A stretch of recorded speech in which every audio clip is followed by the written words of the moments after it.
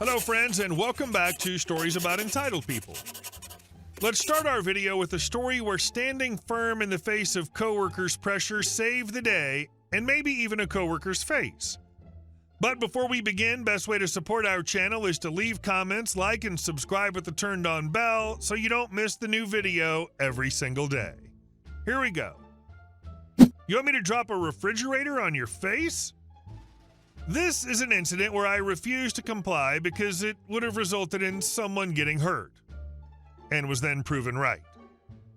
I work in the distribution center for an electrical appliance brand. I'm a forklift operator. We use fork trucks to transport smaller appliances on pallets, such as microwaves and vacuum cleaners, but we use counterbalance trucks with clamp attachments for transporting large appliances, such as washing machines and fridges.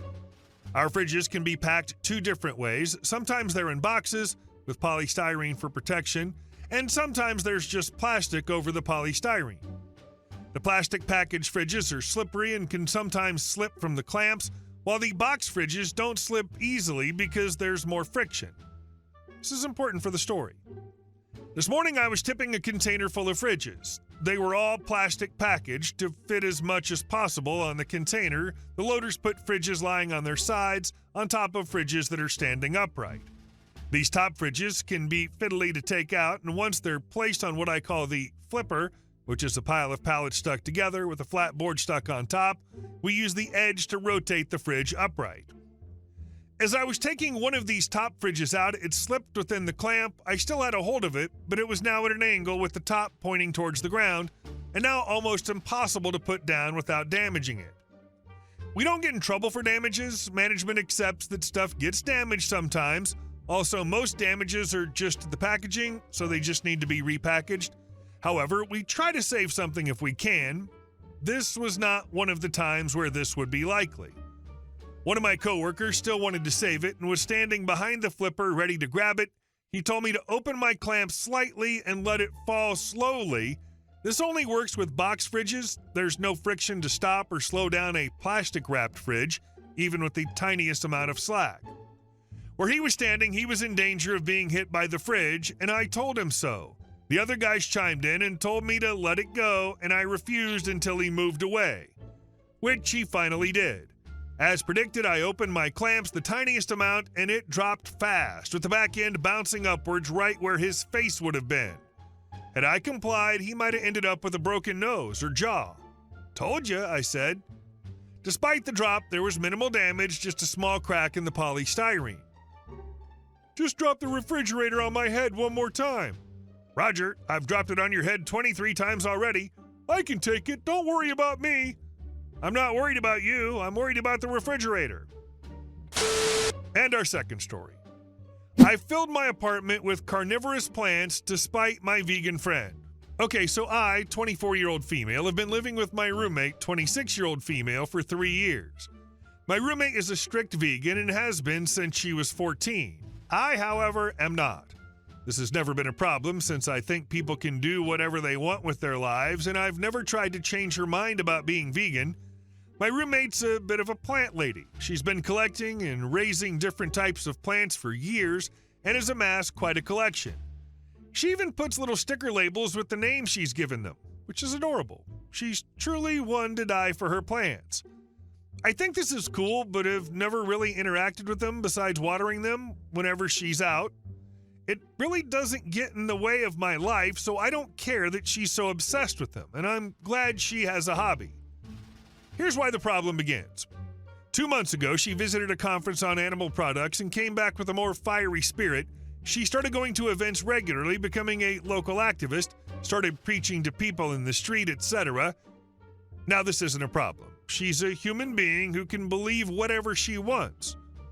Or at least it wasn't a problem until every conversation with her transformed into telling me why I should go vegan, why I'm evil for consuming animal products, and how I should be ashamed that I'm not vegan. This seemed weird since she hadn't acted like this prior to the conference, but it had gotten so common I started waking up earlier to go to work so I could eat my eggs in the parking lot of my job so I don't have to hear her rant. Since we were close to the end of our lease, I had decided to pull a little stunt before we parted ways. I headed to an exotic plants place near where I live and got a bunch of different types of carnivorous plants. I'm talking every single species I could get my hands on. I also got pots and things to hang them from so they looked pretty. My roommate wasn't there that day, so I had plenty of time to set the place up. I decided to do it in the kitchen since that's where most of her scolding would take place. I put them everywhere I could. Wherever she had a plant, I put one right beside it, just to be extra petty. It looked like a greenhouse in there. Honestly, I was pretty proud of my work. I felt like Buddy the Elf when he renovated the store. When she got home, she started screaming at me, blowing up, saying that I'm horrible. She was livid, but because I bought them and I hadn't moved or touched anything of hers, she couldn't do anything. It's been like this for the last few weeks, and I've been caring for them daily and even researching the best ways to keep them alive and purchasing products so they can thrive. Honestly, I've gotten pretty fond of the plants. I went as far as naming and labeling them. I'm moving out today, so I thought I'd tell this story because it's kind of crazy. Does she lecture you on the cruelty of feeding plants meat, or does she lecture the plants on how cruel they are for enjoying it? And our next story. Neighbor's tree about to crush my house, town refuses to help. A giant oak on the edge of our property became an imminent threat to our home after suffering storm damage, leaning dangerously toward our house. A tree expert grimly referred to it as a widowmaker, explaining that it was only a matter of time before it would fall. And when it did, it would likely split our home right down the middle. The real problem, the tree isn't on our land. It's on an adjacent property whose owner died in 2019, and no one has claimed it since. No taxes have been paid, and the deed hasn't been transferred, leaving us stuck in limbo. Despite our attempts to locate the owner or anyone who might have inherited the property, we hit a dead end. When I turned to the town clerk and building inspector for help, they were shockingly indifferent. They shrugged when I asked what I could do to save my family from the looming danger, but when I suggested hiring someone to remove the tree myself, suddenly they were all ears, threatening me with fines and arrest for trespassing if I dared to touch it. They even went as far as to warn me that the police would keep an eye on the property to ensure I didn't take matters into my own hands. To complicate things further, I knew from experience that cutting down a neighbor's tree, even one posing a deadly risk, could result in a hefty bill for replanting costs if the property was ever claimed. With the taxes unpaid for years, some well-meaning friends suggested I wait until the town foreclosed on the property and buy it at auction. But when I brought this up at town hall, they made it clear that foreclosure was still years away, and I wasn't sure our house had even months left. So we packed up and moved to my in-laws' house, leaving behind what felt like a 60-foot sword of Damocles dangling over our heads. We couldn't risk staying with our children in a home that could be crushed at any moment. Update. Just when we thought the situation couldn't get any worse, it did. Out of nowhere, the new owners of the property have emerged. Rather than being reasonable, they're refusing to give consent for the tree to be cut down, the same tree that also threatens to destroy our home and possibly our lives. Now we're gearing up for a battle, not just with our neighbors, but with the city as well. We're determined to fight for the safety of our family, even if it means taking on the town itself. Update 2. After months of back and forth and mounting tension, we went to court. With testimony from the tree expert and photographic evidence showing how dangerously close the oak was to collapsing on our home, we made our case. The town officials who threatened us with fines and arrests for trying to remove the tree were also called to testify, which added an extra layer of drama to the proceedings. The courtroom was tense as the judge listened to both sides. The new owners tried to argue that the tree was part of the natural beauty of the area and that they had plans to preserve the land as it was, but our lawyer expertly dismantled their arguments, focusing on the immediate and clear danger the tree posed to our family. We presented the surveyor's report, the arborist declaration, and the fact that we had done everything in our power to resolve the situation amicably before resorting to legal action. In the end, we won. The judge said that the safety of our family far outweighed any aesthetic concerns the new owners had. The court issued an order compelling the owners to either remove the tree immediately or allow us to do so at their expense. The judge even chastised the town for its lack of action, making it clear that their indifference had put lives at risk. And our last story. Neighbor killed our pond. So we've got this 27-acre property in Virginia, and one of its biggest highlights is a pond that's been there for decades. It's not just a pretty feature either, it's a water source for all the wildlife that roams around our woods. Over the last year, though, something strange started happening. The pond stopped filling up like it used to. We couldn't figure out why until we caught wind of something our neighbor was up to. Apparently, the neighbor decided to fix a problem on his land. He claimed that a dam on his property was pushing water onto ours, so he removed it.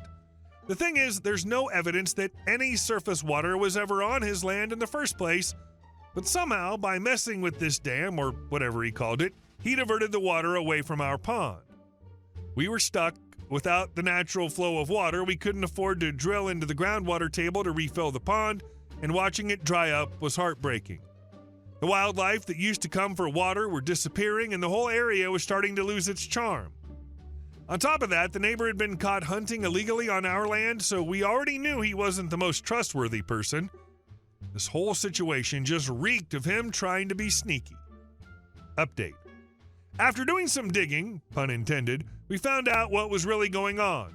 Turns out our neighbor had an upstream infiltration basin, which he mistook for a dam. For those not in the know, these basins collect rainwater and allow it to slowly seep back into the water table. In our case, the water had been flowing underground, hitting a pocket of clay and following it straight to our pond. When the neighbor messed with that, he essentially cut off our pond's water supply. Land use laws are tricky, though, and we quickly realized that you can't exactly own water. If it stops coming onto your property, it's not something you can just sue over, unless you're planning on taking legal action against Mother Nature herself. So we asked the neighbor to remove the drainage structure, and that's when the real drama hit. Not only had he tampered with the flow, but he also didn't have permission from the county's Drainage Commission, the local engineer, or the state EPA. In other words, he was totally in the wrong and had no right to mess with the water flow without approval. The county got involved, and they weren't happy. Long story short, the neighbor was forced to restore the water flow, and soon enough, our pond started filling back up. We also made sure to install new signs around the property.